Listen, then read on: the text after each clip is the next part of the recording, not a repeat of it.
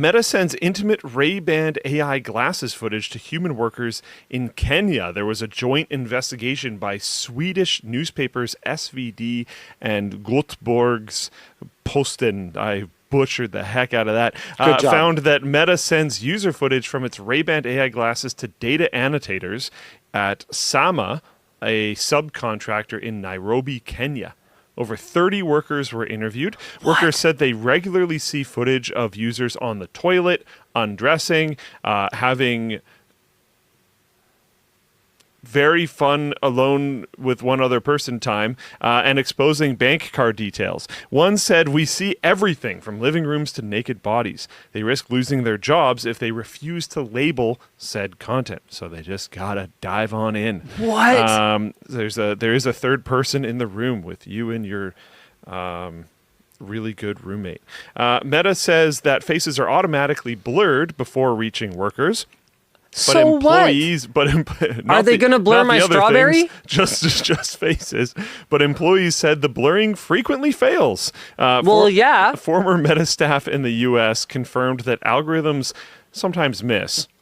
Meta's AI terms of service state the company can review user interactions and that review can be automated or manual. The only solution offered is telling users not to share info they don't want retained. The teams don't say how long data is stored or who sees it. The reporters found Meta's wearable privacy policy buried behind multiple links. Swedish retailers gave contradictory answers about data handling. With several incorrectly claiming data stays local. Yeah, right. On anything Meta, data staying local, please. Yeah, big time. Testing showed that AI requires server-side processing and cannot work offline. Well, yeah. The UK's ICO called the findings concerning. I'd hope so. And is writing to Meta. EU lawyers flagged potential GDPR violations. Yeah, I think so, since there is no adequacy decision recognizing Kenya's data protection. Yoicks. Had to look up what adequacy meant, so I'm dropping that here in case it's useful. It's a legal term indicating that the European Commission can officially declare that a country outside the EU has data protection standards equivalent to EU standards. Yeah. Yeah, I wouldn't think that Kenya would fall under that. Totally. If a country has that, EU companies can freely transfer personal data there. Kenya doesn't have one yet. Apparently they're trying to get one, which means sending EU user data to Sama in Kenya may lack the required legal basis under GDPR, at least as of right now.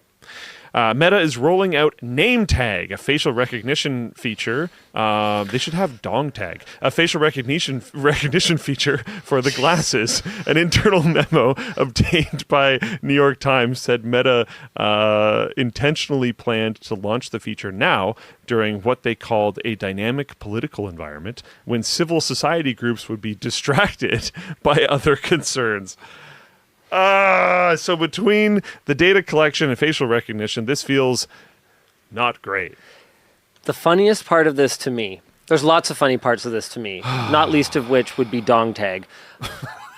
But the funniest part of this to me is every time we've talked about what the killer app would be for us to go smart glasses, it was the creepy dystopian facial recognition and oh yeah, this is this guy. You had a meeting with him 6 months ago and he has a dog named this. And I would love for it to only be local, but it will never be from Meta. And for me to be comfortable with that thing that would be very useful to me existing, it would have to be opt-in, it would have to all be voluntary, it would have to be consensual with the people that you're identifying. But I could see it being great for things like trade shows. It'd be cool if it was you have a name tag request.